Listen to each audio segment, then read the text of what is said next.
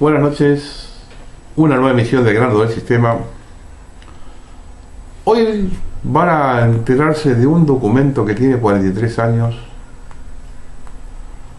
que nadie nunca difundió, ni creo que lo difundan,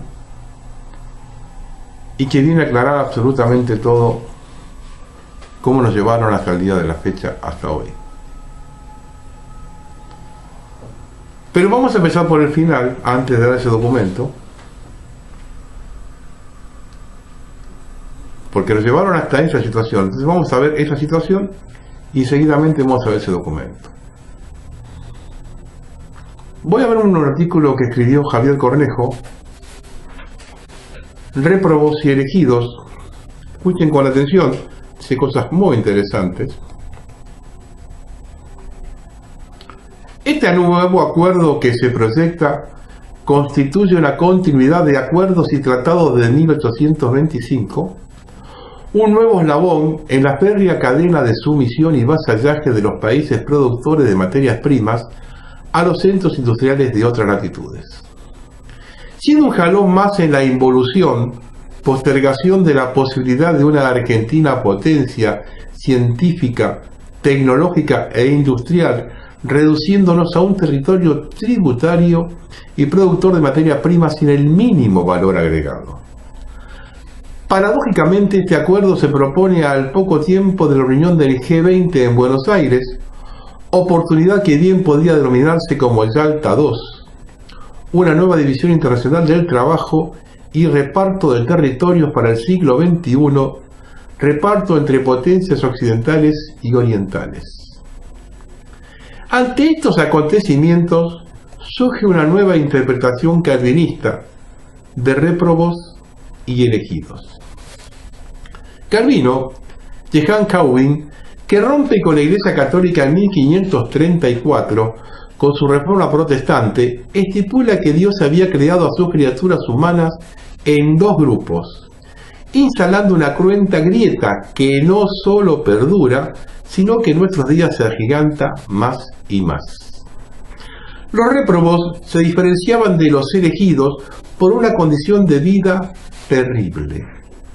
Réprobos eran los que no tenían trabajo ni pan, que vivían perpetuamente en la pobreza o en la indigencia, condición de la cual no podían salir, y en consecuencia sus vidas eran un sufrimiento atroz. Hoy en nuestro país lo sabemos muy bien, los índices de pobreza, de indigencia, de subempleo, de jubilados que no satisfacen lo mínimo y además deben ayudar con sus magros ingresos a su núcleo familiar, de familias enteras que por su falta de techo cohabitan un único espacio, de planeros, llegamos al escalofriante porcentaje de que el 50% de los argentinos se encuentran en situación de una habitual postguerra. Los elegidos, en cambio, eran los ricos, las personas de cuantiosas fortunas y bienes, que vivían de la abundancia de la que nunca les faltaría nada. Al decir del doctor Julio González, con esta distinción entre ricos dominadores y pobres proletarios que vivían en la miseria, Calvino instauró en Europa dos estamentos de clase de los cuales era imposible salir por una voluntad, que Calvino le atribuyó a Dios.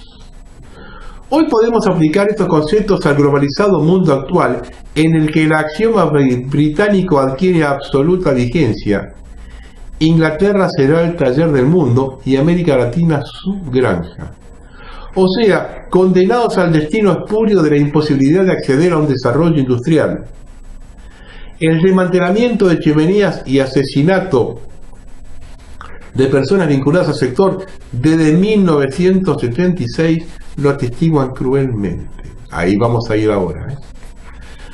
Para los elegidos de la Unión Europea, los réprobos americanos están de más. Lo codiciable es el territorio y sus recursos naturales, donde los réprobos hoy nos encontramos asentados. Debemos ser desalojados, masacrados, reemplazados, y los que puedan quedar reducidos a meros siervos de esta nueva gleba global del siglo XXI. No importan las personas, mientras cuantos menos sepan la verdad, los infelices semiesclavos argentinos, será mejor. No hay personas. Lo esencial y apetecible, el territorio. Territorio, fraccionamiento en repartija que pronto nos exigirán nuestros acreedores de los más de 500.000 millones de dólares a lo que asciende nuestra deuda externa. Vamos entrando en tema. Un pequeño avisito antes de entrar al tema. ¿Cómo se mueven los réprobos y los elegidos, ¿no? Sobre todo los elegidos. La mafia está en el poder. En Chubut, hace varios años, la gente les paró una explotación a cielo abierto de oro con base en Esquel. Pero esa gente no se queda tranquila. Comenzó a apretar a la provincia hasta hacerla inviable. Con una deuda de 600 millones de dólares que no puede pagar y una economía estancada, está viendo la posibilidad de emitir una cuasi moneda local. Y ahora nos enteramos el motivo por el cual está en esta situación. El apriete.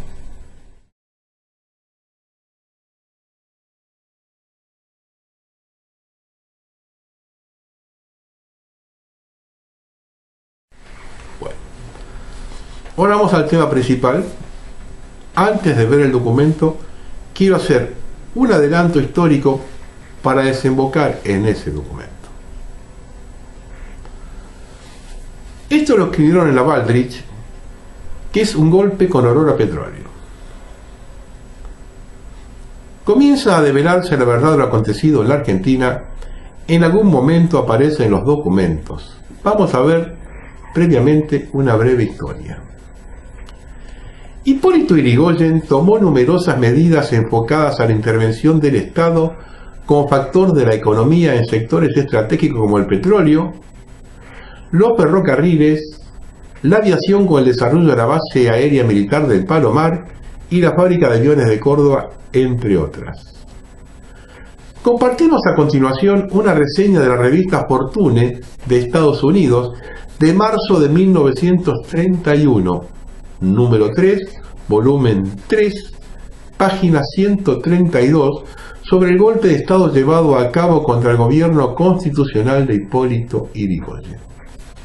Textual del artículo de la revista: la última revolución derrocó a Yrigoyen, un cruzado fanático contra todos los yanquis, incluyendo las compañías de petróleo.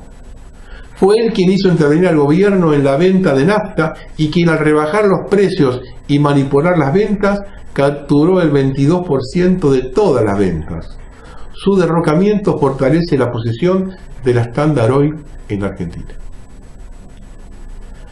Es de destacar, ante estos eventos, que el 17 de febrero de 1930 se había logrado una baja sustantiva en los precios de los combustibles, gracias a la acción realizada por la YPF estatal, dirigida por el general Enrique Mosconi, en contra de los trusts Standard Oil y la Royal Dutch Shell, alcanzando así YPF una participación en orden del 30% del mercado, cuando hacía 8 años su participación en el mismo era ínfima.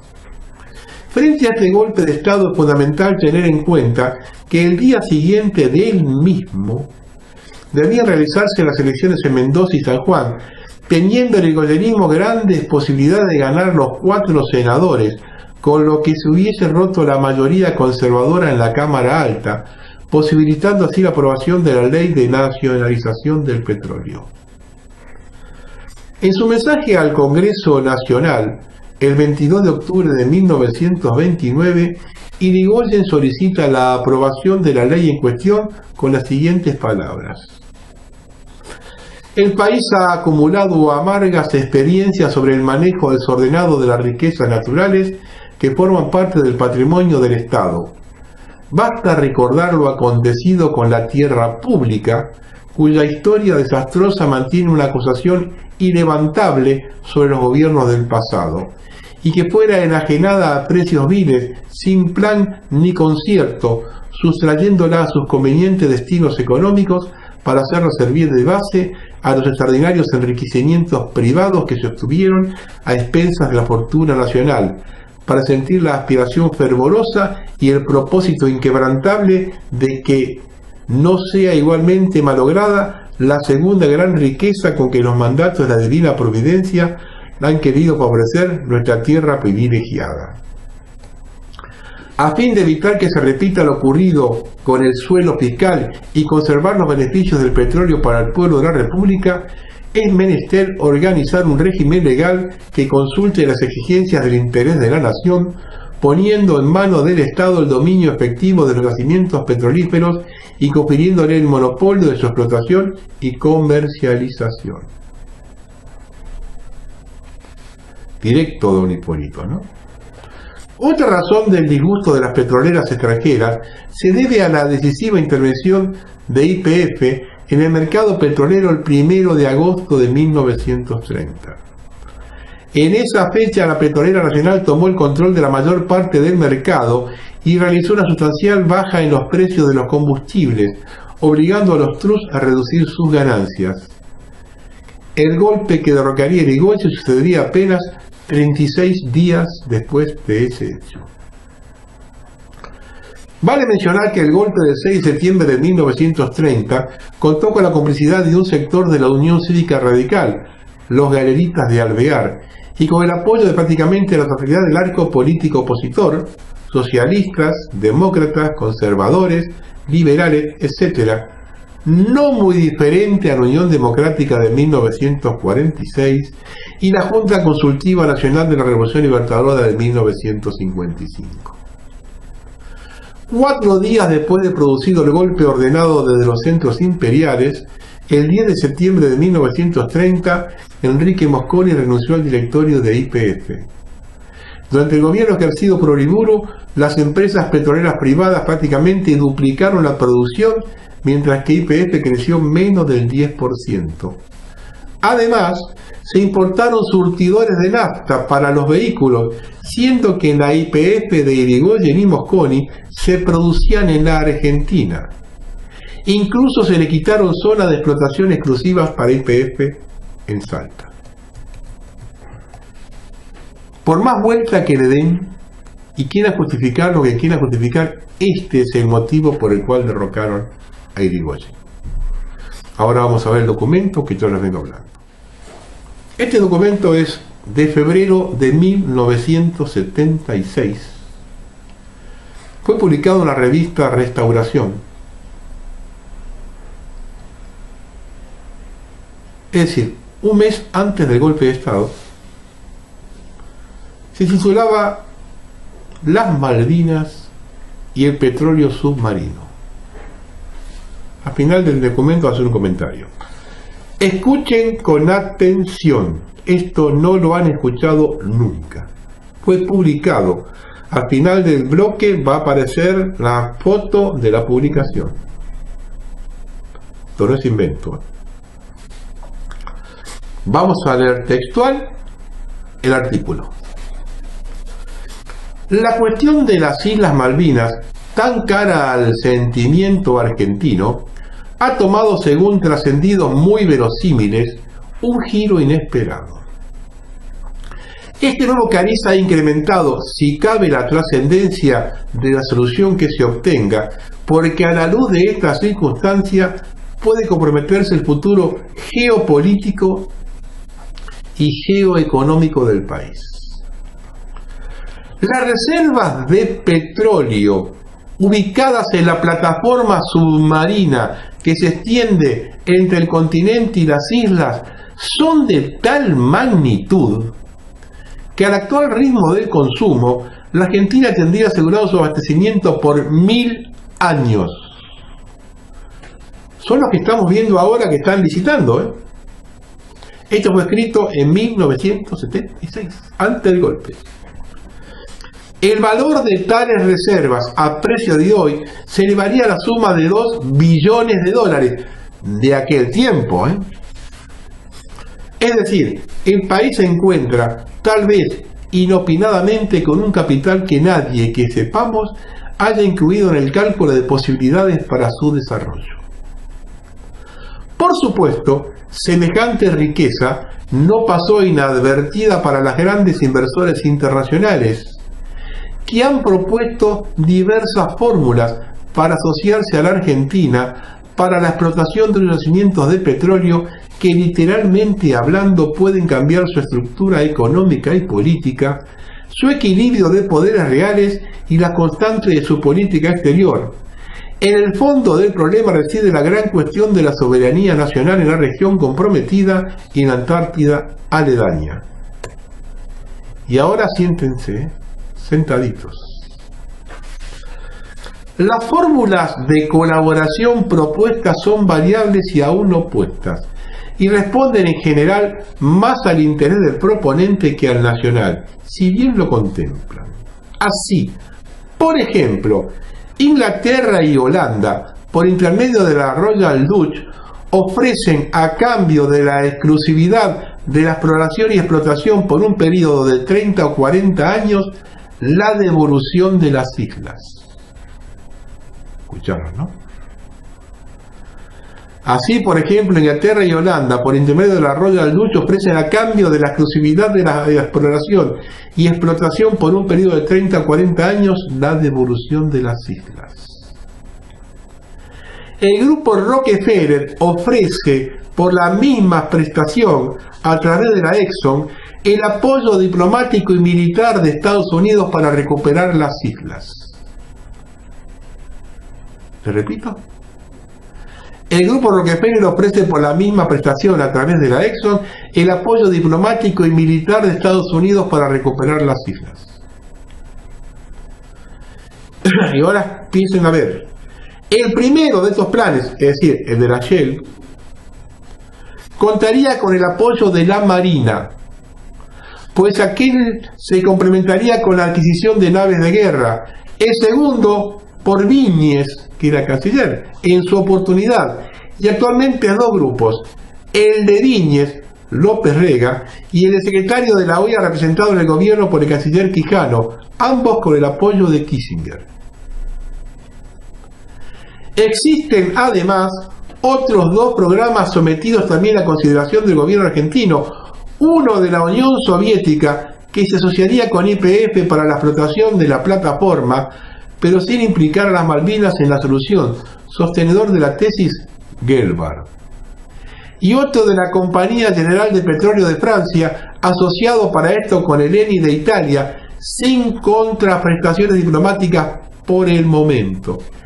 En el orden interno, esta última propuesta contaría con el apoyo del frondisigerismo.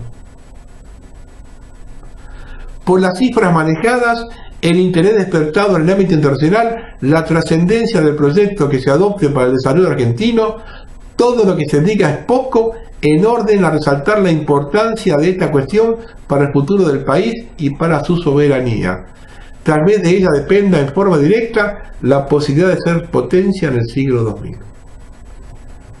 Ahí terminó el artículo.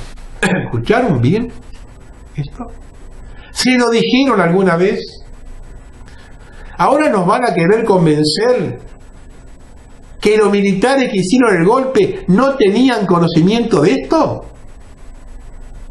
En el mismo documento se menciona la condescendencia de la Marina con la Shell.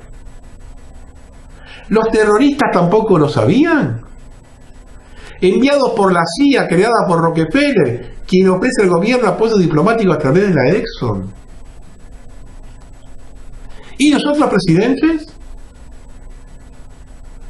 ¿Alfonsín no lo sabía? ¿Que durante la guerra de Malvinas andaba de reunión con Alexandre Hay, el delegado norteamericano acá? ¿Menem con sus relaciones carnales tampoco lo sabía? ¿Nadie lo sabía esto? ¿Ni Duhalde tampoco? ¿Ni los Kirchner? Nadie tenía conocimiento de esto. ¿Isabelita? Porque este ofrecimiento fue durante el gobierno de Isabel. Acá está citando a funcionarios de ella, Viñes, a López Rega, a Gelbard.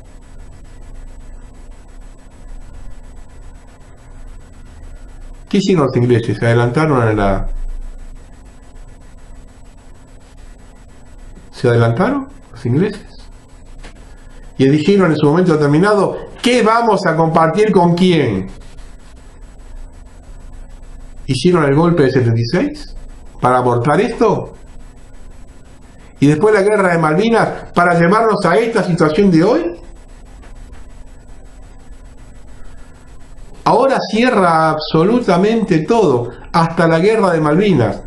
Todos, absolutamente todos los que participaron en la década siniestra de ambos bandos deben pagar por esta traición. Y también hay que investigar por qué en el juicio de las juntas no se tocó este tema.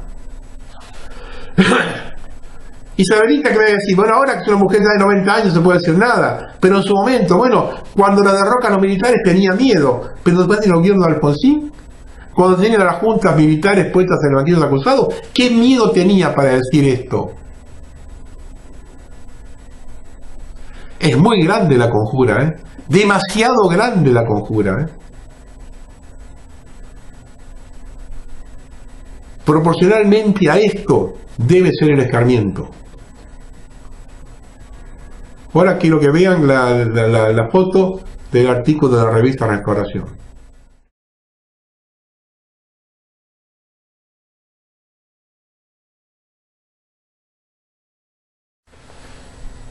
Yo creo que ya después de habernos enterado de eso, hemos de cambiar completamente en la forma de pensar, de analizar las cosas, completamente. Completamente.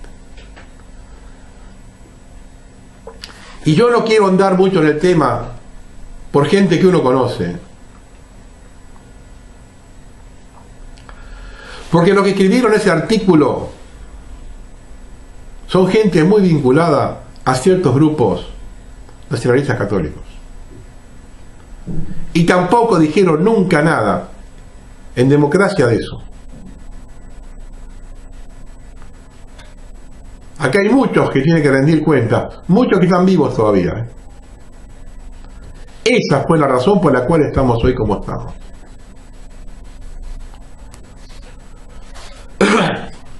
Vamos a cambiar un poco de tema para sacar un poco la bronca de adentro, ¿no? Los elegidos se manejan así. Esto lo escribió Irina Hauser. Pero es una vergüenza todo esto ya. Justo cuando estaba por comenzar la feria judicial, el Correo Argentino del Grupo Macri hizo una nueva oferta con trampas para pagar su deuda millonaria y logró postergar un posible acuerdo para después de las PASO. La propuesta de la empresa consiste en abonarle a las arcas públicas de una sola vez lo que debía en el año 2002, es decir, 297 millones de pesos, en lugar de hacerlo en 15 cuotas que se extenderían hasta 2033. Sin embargo, deja sujeto el pago de intereses a su eventual triunfo en los juicios que lleva adelante contra el Estado, donde reclama resarcimientos como consecuencia de la expropiación. La deuda real, con intereses incluidos hasta el día de hoy, ascendería a los 4.500 millones de pesos. Y los Macri quieren pagarla con dinero estatal. Desde que la fiscal Boquín rechazara el acuerdo que significaba una pérdida de 70.000 millones de pesos hasta el 2033, el Estado y la empresa actuaron prácticamente como si fueran del mismo equipo, dilatando plazos que hacen que la deuda siga impaga. Correo se presentó el 12 de julio del año pasado una oferta renovada que apenas modificaba la original, ya que se eliminaba solo 2 cuotas, equivalente a los 2 años que habían pasado desde que estalló el escándalo, y aceptaba pagar intereses, aunque con una quita, y solo si conseguía ser indemnizada. El plazo para que contestara el representante de la Procuración del Tesoro, Bernardo Saravia, hombre de la mesa judicial de Macri, era de 45 días, que se estiraron mágicamente hasta el mes pasado. Por entonces el procurador ni siquiera respondió, sino que pidió precisiones.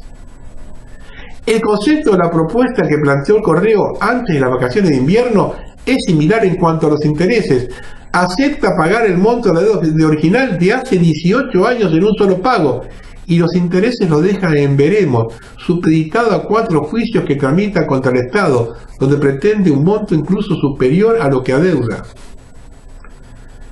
El correo dispuesto a diluir al máximo sus dedos y a sepultar además la investigación sobre desvío que finalmente empezó el mes pasado con varias maniobras bajo la lupa por un lado, retiros de dinero de las cuentas del concurso, la compra sorprendente de acciones de una automotriz y préstamos de las controlantes.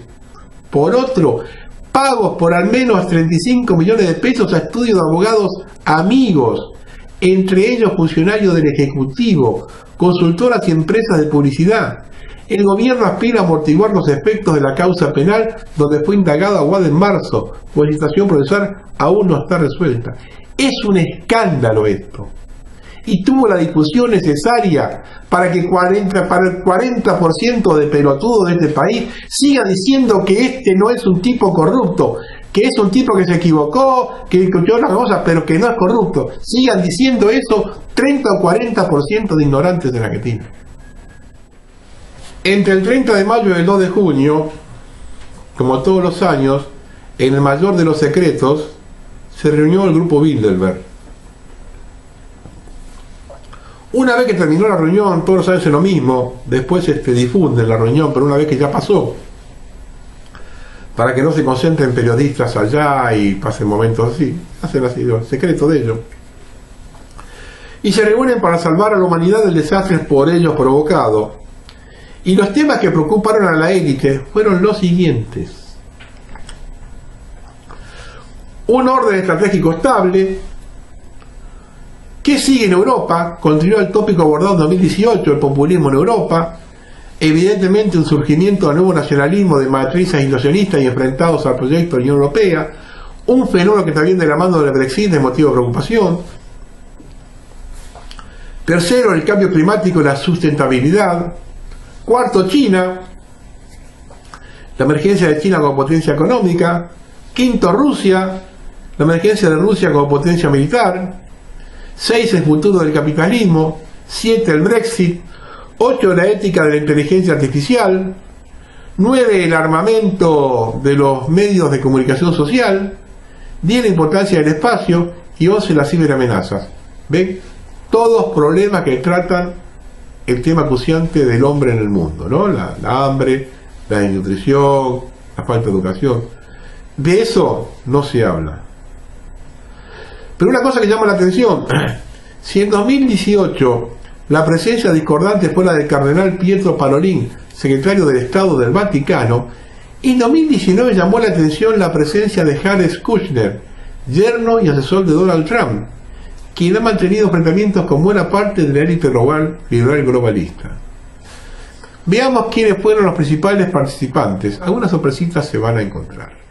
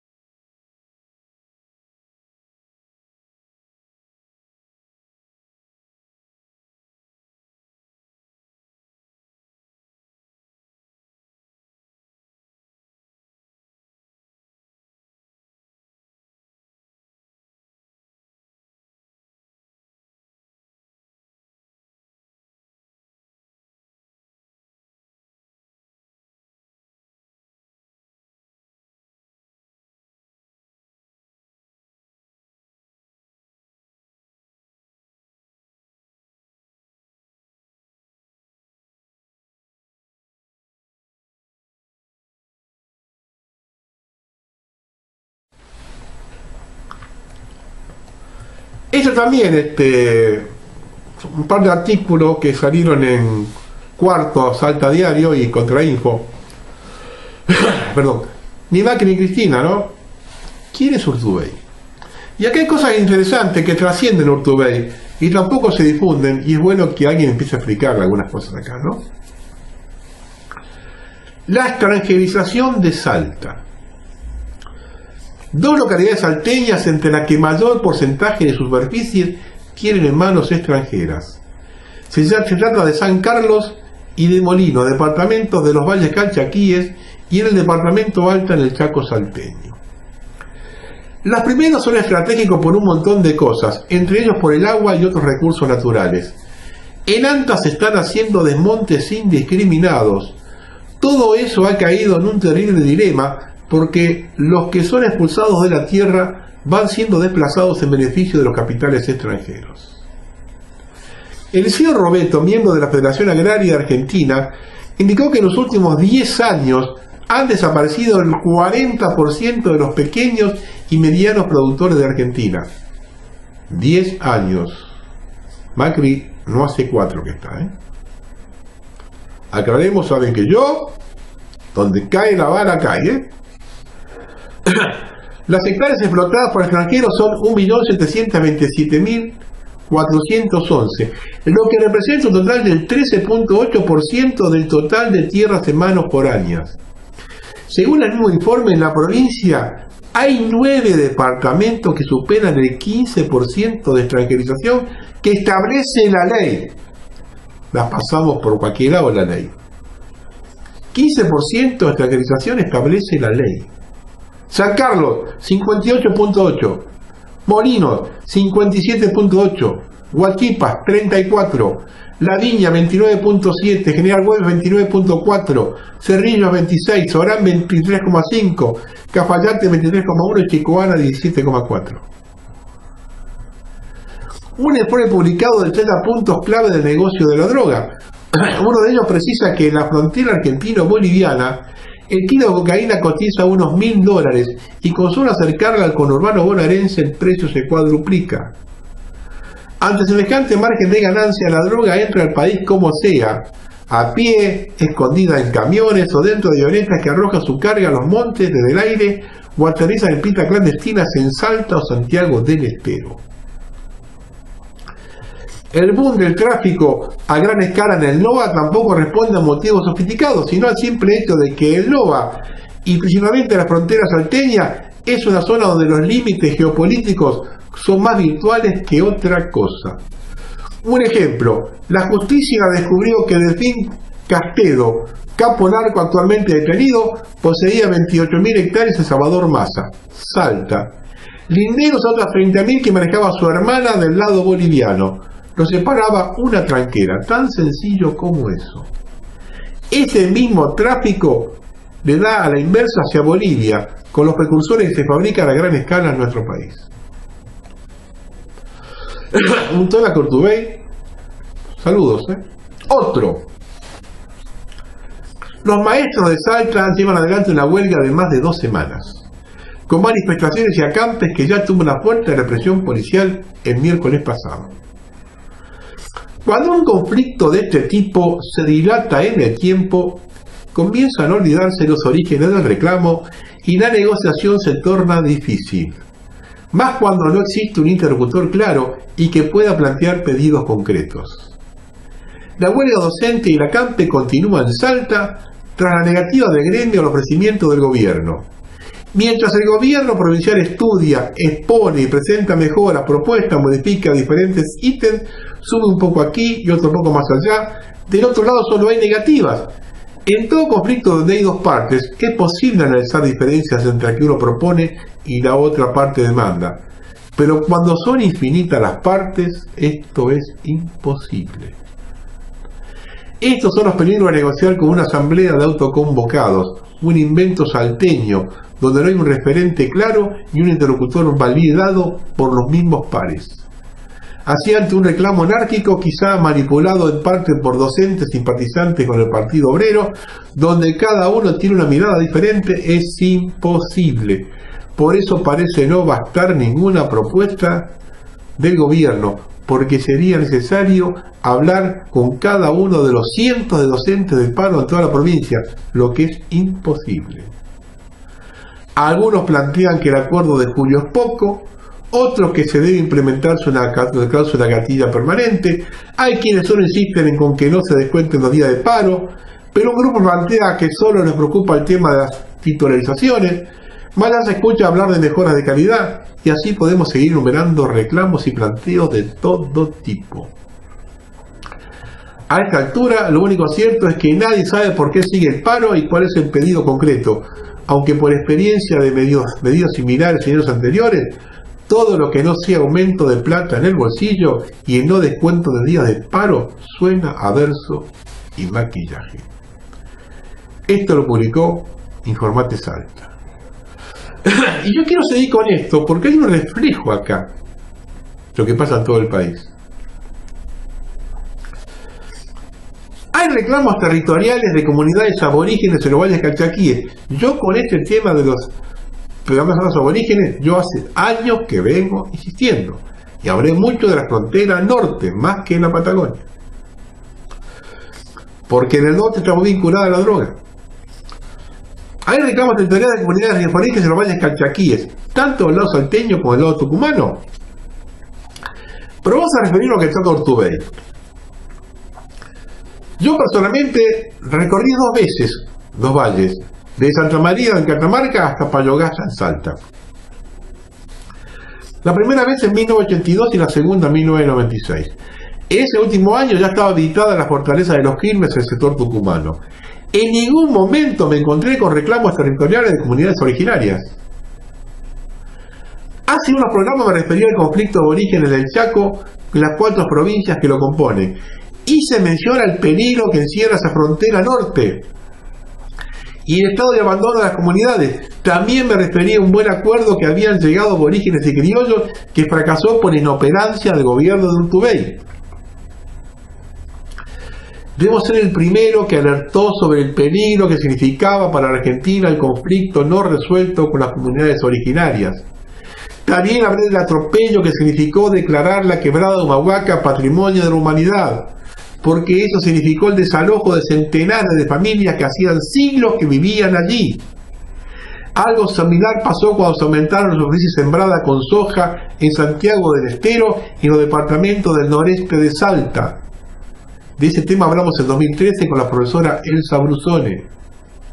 Y otra cosa que dije en su momento, y en especial cuando Macri se reunió con líderes de esas comunidades en 2016, que estaba rodeado de farsantes, de gente que lucra con la desgracia de esos aborígenes. Lo dije, pasé la foto de Macri acompañado de líderes mapuches por un lado y de los líderes de las comunidades del norte por el otro, y le dije, está rodeado de farsantes.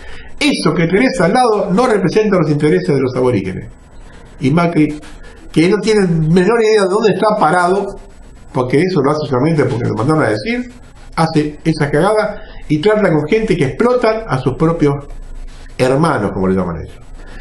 Pero yo hago todo este comentario para que observen que no soy un profesor del tema. Es demasiado peligroso obviarlo o tomarlo a la ligera por la situación política, institucional y económica que padecemos, y sabemos perfectamente quiénes están detrás de esta movida, que no son otros que los que trabajan para la balcanización de la Argentina. No hay mejor forma para lograr los objetivos que persiguen nuestros enemigos que el desorden y la anarquía. Esto se nota en la creación de grupos aborígenes truchos que viven reclamando tierras. Lo peor del caso es que los organismos oficiales del anterior gobierno y del actual le dan curso. Después puede acontecer lo del Río Negro, donde esas tierras terminaron en el poder de Joe Lewis. Joe Lewis no puede justificar las tierras porque se las compró a estos grupos que reclaman que son truchos. Reclamaron 1000 hectáreas, se las dieron y después se las venden por 2 pesos a otro. Así consiguió Lewis su tierra, con estos grupos truchos. También se han detectado invasiones en Bolivia con el mismo fin. Tengamos presente lo acontecido en el Valle del Silencio en 2013 con las 600 hectáreas ocupadas. Resumiendo, esta anarquía se provoca con el siguiente combo. extranjerización de la tierra vía venta indiscriminada, reclamos aborígenes truchos, corrimiento de las fronteras ojera, expulsión de los habitantes originarios bajo el paraguas del patrimonio de la humanidad. Si orientamos un poco, llegamos a la conclusión que detrás de cada hecho se encuentran los mismos de siempre, los que manejan el mundo como titiriteros. Ahora bien, si el análisis lo hacemos cronológicamente, observamos que la soja se impuso en 1992, el patrimonio de la humanidad en 2003, la aparición de los referentes aborígenes del norte alrededor del 2000, los reclamos araucanos en el 2012. La tierra siempre se regaló en nuestro país, se regaló, que quede bien claro. Los latifundistas no pueden justificar un metro cuadrado. Es decir, el huracán Benemato dio el puntapié inicial, pero todos los demás siguieron. Pero hay algo de lo que nadie habla, y es el aumento de aquellos que de hace 100 años vienen haciendo el trabajo sucio en el planeta. La izquierda colaboracionista y apátrida. ¿Quién generó las condiciones para semejante aumento? A ver, en Salta, en 2015 obtuvieron el 6.54% de los votos. Y así se duplicaron 2 años después, en 2017, 12.42%. Ahora no hubo elecciones todavía, ahora en octubre. El Jujuy fue peor. Pasó del 5.9 en 2015 al 18.44 en 2017.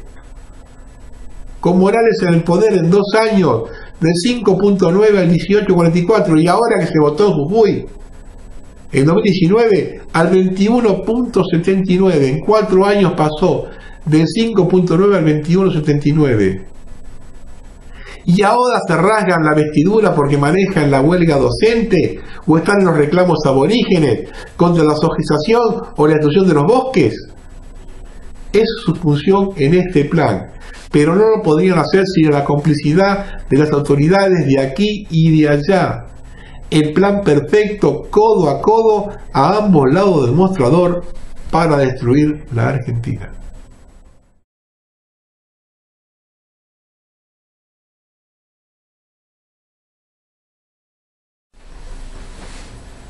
En estos casos, como muchos más, el gobierno salteño está ausente. Pero su gobernador, candidato a vicepresidente, no tiene ningún problema en aparecer como vendedor de agua bendita. Y el que está al lado, que también es gran vendedor de agua bendita, que el candidato a presidente de él, Labaña, no dice absolutamente nada de esto. Por otro lado, tampoco le escuché que su provincia esté haciendo punta en eso de crear una cuasimoneda, porque junto con Chubut, Salta es la otra. La pregunta queda flotando en el aire. ¿No saben nuestros gobernantes que todos los grupos secesionistas y terroristas del planeta tienen su sede en Londres? Al igual que los grupos ecologistas. Si no lo saben, dejen sus cargos por inútiles. Y si lo saben, serán juzgados por traidores. Quiero que veamos en una de las listas ahora. Ahora que tanto se habla del tema este de la LELIX, ¿no? Y de la plata que se fugó de la Argentina. Quiero que vean una lista aproximada de los principales blanqueadores de dinero fugados en la Argentina. La cabeza Alfredo Coto, que blanqueó nada menos que 7.000 millones de pesos, cuando sus ventas proyectadas para este año son 60.000 millones. Le sigue Marcela Roca, prima de Pablo, falleció la señora, encargada de tarea de beneficencia, se destaca en la nómina de quienes acogieron al blanqueo de capitales, nada menos como 6.900 millones. Javier Madallé Quintanilla, sucesor del señor del neumático, pasó por ventanilla para blanquear 867 millones. Marcelo Midling blanqueó bienes por 770 millones, equivalente a 44 millones de dólares, una suma igual o parecida a la que trascendió que habría pagado por la constructora de los Macri, entre 40 y 50 millones. El supuesto vendedor fue el primo presidencial Ángelo Testaferra. Gianfranco Macri blanqueó 622 millones de pesos en 2016, y Gianfranco entrega a directores de varias empresas familiares en las que fue siempre un personaje secundario. aún después de que el primogénito Mauricio Macri relegara su rol empresarial por los negocios de la política. Que Gianfranco ha blanqueado 5 veces más que lo que le aclaró en la FIP su hermano mayor, pone en evidencia que el presidente sigue escondiendo una parte significativa de su fortuna, o que es parte del dinero que declaró Gianfranco no es en realidad suyo. Daniel Agustín Novegil, quien como presidente de Ternium se encarga de los aceros planos que produce Techin para el mercado interno, blanqueó 557 millones. Nicky Caputo, a quien Macri refiere como hermano de la vida, socio en la primera empresa que inició el aporte del holding familiar Mirgor, fabricante de aire acondicionado para automotores y Tierra del Fuego. Testigo de su última boda y asesor de facto de la presidencia, blanqueó 465 millones. La fortuna de Caputo creció como contratista de obras públicas de la Ciudad Autónoma de Buenos Aires durante el gobierno de Macri y de la Nación desde que asumió la presidencia. Lo hizo con otra empresa que no lleva su nombre para simular que se cumple con la promesa de ambos de que no volvería a contratar el Estado. La aliada revoltosa Elisa Carrió exigió recludir a los contratistas de blanqueo, pero esta vez que no lo logró, cambió de pantalla y se dedicó a perseguir a personas sin poder. Te callaste la boca con Caputito, Lilita, ¿eh? Miguel Madanes, señor de aluminio, pasó por ventanilla para blanquear 412 millones. En 2016-17, Patria Duarte tuvo una volatilidad de 1.950 millones. Y se tomaron el raje con el 40% de eso. Manuel Lucio Tocino Ortiz blanqueó 353 millones. Torino está casado con una hermana del secretario legal y técnico de presidencia, Pablo Cusenia Sorroaquín, una pieza fundamental del universo macrista, compañero de Macri de la primaria, abogado y directivo de SOGMA. No solo es el último filtro antes de la prueba presidencial, también fue quien organizó el fideicomiso opaco a cuyo frente quedó José María Fernández Ferrari, el socio del escribano general de gobierno Carlos D'Alessio, quien renunció a ese cargo para ocultar el conflicto de intereses. Crucilla Sorraquín, revisor de cuentas del Buenos Aires Golf Club, que preside Gianfranco Macri. El Consejo Directivo de la Facultad de Ciencias Naturales de la Universidad Nacional de Salta denunció hace 5 años que Brown Peña y Cruceras, como directivo de la firma Puchuy Sociedad Anónima, Salta Coto Sociedad Anónima, Latin Bio Sociedad Anónima y Sideco Americana, presionaban a las comunidades indígenas del Chuchuy para que le permitiesen seguir realizando desmontes prohibidos por la ley de bosques nativos a cambio de cederle unas parcelas. En 1997, Brown Peña compró la finca de Yuto para la familia Macri, y en la misma zona compraron tierras Gianfranco y Nicky Caputo. Y lo que tengo en la lista es Alejandro Jaime Peña Brown, primo segundo del jefe de gabinete Marcos Peña, que blanqueó 109 millones de pesos. Esto da una buena idea del rol que desempeñaron en el sublupajo salarial los ingresos de los trabajadores y los de los patrones, y la incidencia que tiene en relación de la productividad. Mientras unos incentivan el consumo y el crecimiento de la economía, los otros fugan sus ganancias y crean trabajos en otros lugares del mundo. El blanqueo de Macri no fue concebido para incentivar la inversión, sino para sacar de la ilegalidad a familiares, socios, testaferros y amigos. No los obligó a repatriar sus activos, solo a declararlos y a pagar una multa inferior a la tasa del impuesto y a las ganancias que evadieron. Los bienes declarados por 475.000 contribuyentes ascendieron a 116.800 millones de dólares, una recaudación adicional de 9.500 millones, pero el 80% de esos activos quedaron fuera del país.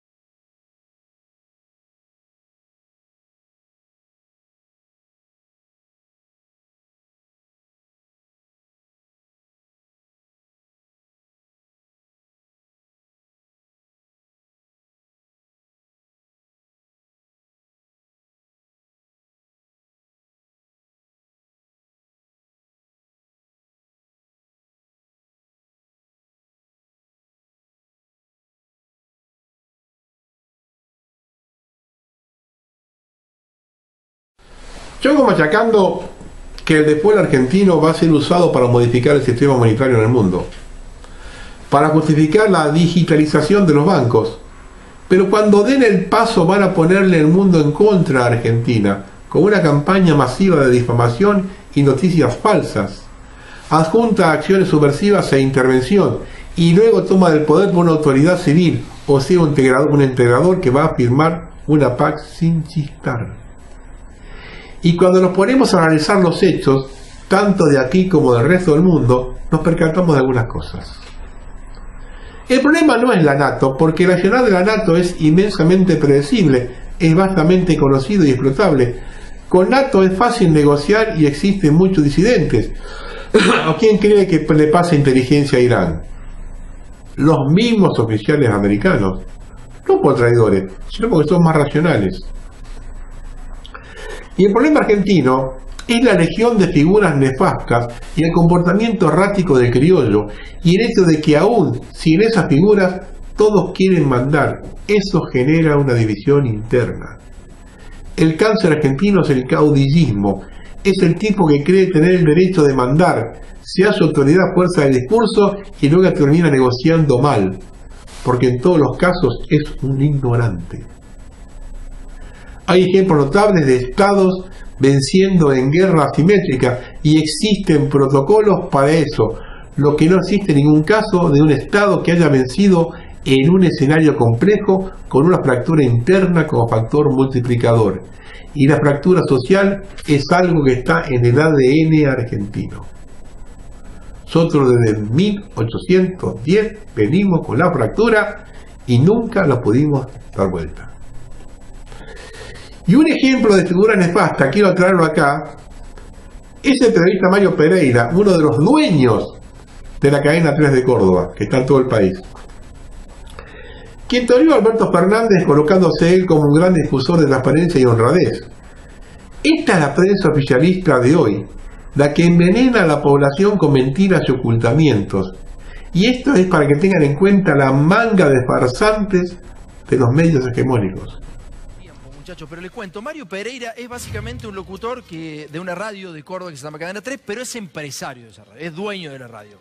Esa radio aproximadamente, tenemos la documentación, ha recibido publicidad oficial entre los distintos estados aproximadamente los primeros 5 meses del año. O sea, vos le diste a Mario Pereira aproximadamente, escuchá la cifra, 500 millones de pesos. 500 millones de pesos. ¿Está?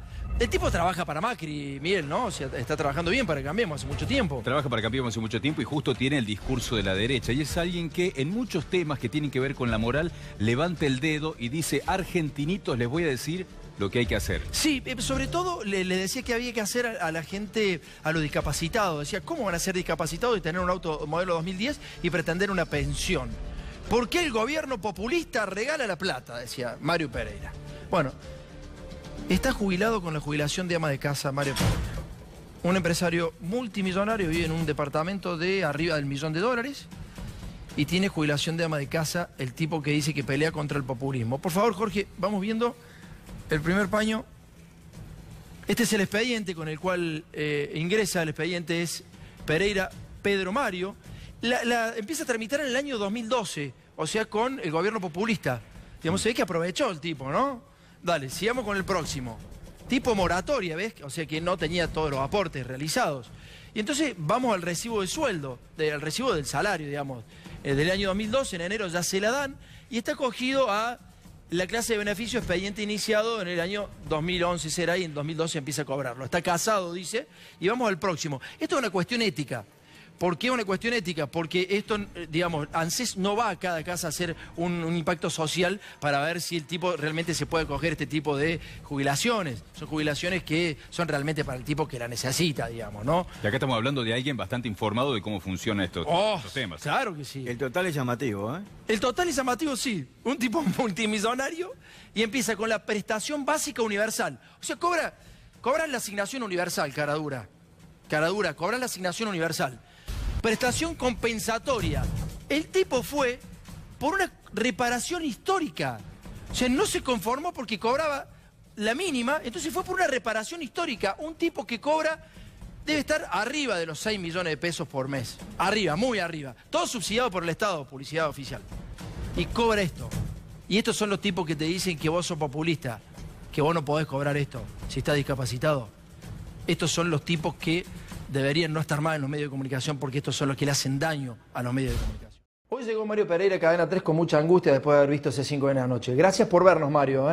Le avisó a sus empleados, le explicó a sus empleados que eso era una fake news, lo que habíamos mostrado ayer respecto a la jubilación de él. Le digo a los empleados de Cadena 3, rápidamente se los explico cómo fue la historia de este expediente. Comenzó el 3 de noviembre de 2011, a través del abogado Luis Raspanti, un excelente abogado. Luis Raspanti entonces presenta el trámite de Mario Pereira el 3 de noviembre de 2011. En 2 meses, escuchen jubilados, 2 meses le dieron la jubilación a Mario Pereira. Qué rápido que salen las cosas para Mario Pereira. Una persona que es millonario, pero quería hacer la jubilación por moratoria. La jubilación por moratoria se denomina comúnmente como la jubilación de ama de casa. Es más, vos, Mario, decís la jubilación de ama de casa como si fuera un subsidio. Vos accediste a ese subsidio. Desde el año 2012, enero de 2012, a 2016, Mario Pereira cobró la jubilación de ama de casa, porque debía 8 años y 1 mes de aportes. Eso es lo que debía Mario Pereira. En el año 2016 actualiza los años de aportes necesarios. Mario Pereira lo pone de contado como autónomo y entonces de esa manera, comprando los aportes, pasa a la jubilación ordinaria, común. Se ve que le dio vergüenza a Mario Pereira. Después de 4 años le dio vergüenza a Mario Pereira y entonces compró los aportes y se hizo jubilado supuestamente común. Pero en realidad no era por vergüenza, era porque quería acceder al régimen de reparación histórica. ¿Cómo que el régimen de reparación histórica? El régimen de reparación histórica no se lo pueden dar a la ama de casa. Entonces Mario Pereira tenía que pasar a la jubilación ordinaria. ¿Qué estaba reclamando? 6.500 pesos por mes. Entonces, en el año 2018, Mario Pereira, que accedió primeramente a la jubilación de ama de casa, inició una precausa en contra del Estado porque le parecía poco lo que estaba cobrando. No es que es un subsidio, Mario, eso. Para los otros es un subsidio, no para Mario, ¿no? Para Mario. Bueno, en 2018 hizo una precausa judicial y hoy está cobrando 18.500 pesitos. Acordate, en 2 meses le dieron la jubilación. A los 4 años compra los aportes que estaba debiendo, pero cobró 4 años la jubilación de ama de casa y después inicia el trámite de reparación histórica. Ese es el recorrido del expediente del señor Mario Pedro Pereira. Es para los empleados de Cadena 3, el resto de la gente sabe quién es. Ahora sí tocamos fondo, Esto lo escribieron Marcelina Escalada y Agustín Ronconi. Este martes 16 de julio, en la reunión por la Comisión de Salud que tuvo lugar en el 4º piso del Senado de la Nación, se trató el proyecto de ley presentado por los senadores Nancy González y Marcelo Fuentes, que solicita implementar la campaña nacional de concientización sobre la vasectomía, que según los 2 senadores busca aumentar la cantidad de varones que se someten a operaciones de esterilización para evitar la reproducción y hacer terminar con los privilegios machistas. ¿Qué talco? Según este texto, los adolescentes de 16 años pueden ir al hospital público a requerir esta práctica de esterilización, que de acuerdo a la web oficial ambas son irreversibles, sin el consentimiento de sus padres. Según los senadores que presentaron este proyecto, solo hay unos pocos países en el mundo donde son más los varones que se someten a operaciones de esterilización para evitar la producción, y por esta razón hay que romper con la inequidad y la injusticia social que significa que solo las mujeres se sometan a estos medios anticonceptivos. Es necesario que el Estado se encargue de torcer estas desigualdades con políticas públicas y acciones que entiendan a visibilizar los problemas y las soluciones de las cuestiones de sexo y género. Justifican. De acuerdo al informe realizado por el Guttmacher Institute sobre los costos de métodos anticonceptivos, el presupuesto anual más bajo corresponde a la esterilización permanente masculina y femenina, vasectomía y ligadura tubularia, asegurando que por cada dólar invertido en este tipo de planificación familiar, el Estado ahorra otros $2,20 en servicios de salud materna y neonatal. Y esto es lo que le gusta al fondo monetario, ¿no? Mientras los senadores se concentran en que el Estado se dedique a torcer desigualdades promoviendo y fomentando la anticoncepción, siguiendo la moda impuesta por la explosión demográfica europeo, Recordemos que la Argentina tiene la menor densidad poblacional que el Imperio Romano en su apogeo, que tenemos zonas recontra vacías que son posibles expropiaciones de Naciones Unidas. A terminar. Los candidatos le esquivan a los temas de geopolítica. No sé si debido a que no conocen nada o la bajada de línea de la élite se lo impide. Muchos dirán que ante un pueblo hambriento lo importante es dar de comer a la gente. Yo no niego eso. No lo toma en cuenta, ya que alimentar no es una tarea difícil. En un país como el nuestro es solo tomar una decisión. En una semana se puede terminar con el hambre en la Argentina. Es cuestión de organizarse y tomar las medidas puntuales. Pero nadie habla de Malvinas o del mar argentino. Y no es una cuestión patriótica o de nacionalismo. Es materia económica de aprovechamiento de recursos naturales, autoabastecimiento de hidrocarburos, de trabajo para los argentinos, de la producción de alimentos. Solo eso, de convertirnos en un país de primer orden. Y ahora conocemos el motivo real por el que no hablan, lo que yo dije antes. Como digo más arriba, el grave problema es esa legión de figuras nefastas que gobiernan la Argentina hace décadas y no parece tener fin. Lo dije hace muchos programas, el karma de la Argentina es la traición. Por cada prócer verdadero, altruista, patriota, hemos tenido 10 o 20 traidores, vende patria y ladrones. Y todos salieron de acá. Jamás estuvo en la casa de gobierno un extranjero. Y cuando eso acontece durante más de 200 años, es hora que comencemos a mirarnos al espejo. Y ha sido así cuando el individuo era un aventurero, un profesional, un militar de carrera o un improvisado. Y tuvimos súbditos ingleses como Rodríguez Peña y Moreno en 1810, Rivadavia en 1825, Rivera Andarte en 1845, Mitre en 1870, Roca en 1890, su hijo en 1933, Prebisch en 1955, Martínez Dios en 1976, Menem en 1990 y Macri hoy. Y alrededor de esta gente, militares obsecuentes a la corona, los que quiera para hacer dulce. Y a quienes levantamos la voz diciendo que no podemos dar la espalda a nuestro mar, que pocos países tienen una plataforma marina con semejante riqueza, no solo para la pesca, sino de minerales, nos acusan de todo lo que se les ocurra. Pero hay una cosa que no nos pueden adjudicar, es exclusivo de ellos, y es ser traidor a la patria, y ahora genocida, porque están cagando de hambre al pueblo argentino y regalan nuestra riqueza a los enemigos de siempre. Y aquí nadie puede hacerse distraído y poner cara de yo no fui. Esta situación actual, y voy a machacar hasta que les reviente la cabeza, las provocaron los malparidos que pusieron al país de rodillas y lo dejaron indefenso. Al contrario, compraron armas para reprimir al pueblo, servicios de inteligencia que no detectaron una movida inglesa debido a que estaban espiando a la gente y trabajando para la corona. Y que nadie se haga la víctima de uno y otro lado. La única víctima es la nación argentina. Los guerrilleros que colocaban bombas matando inocentes, no solo hijos inocentes los militares, sino gente que no participaba en el conflicto, que petardearon contra un gobierno constitucional. ¿Qué pretendían? ¿Que los combatan con perfume de rosa mosqueta? Lo del otro lado, nadie se dio cuenta de las cagadas que estaban haciendo. ¿Cómo compraron el relato que había que desaparecer gente? Soy de poca paciencia y como muestra me basta un botón. Conocí un coronel que cuando vio los cuerpos desnudos con un número pintado en el cuerpo luego del intento de copamiento del cuartel de Monte Chingolo, en el cementerio de Avellaneda, preparados para tirarse una fosa común, fue al comando y pidió la baja. Me comentó que lo hizo porque se dio cuenta a la que se venía. Los que siguieron porque le gustaba o por otro interés es su problema. Este señor caminó por la vida sin problemas y no comprometió a su familia.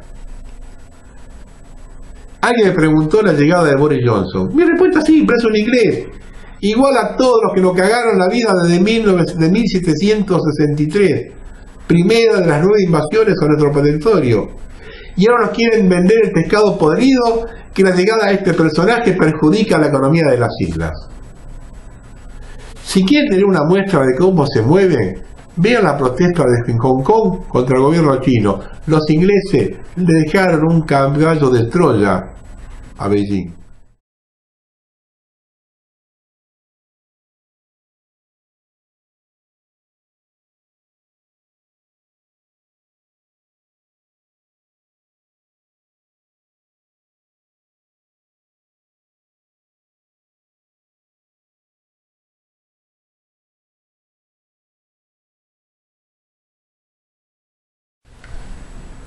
Es muy difícil vivir en la Argentina debido al grado de locura de sus habitantes.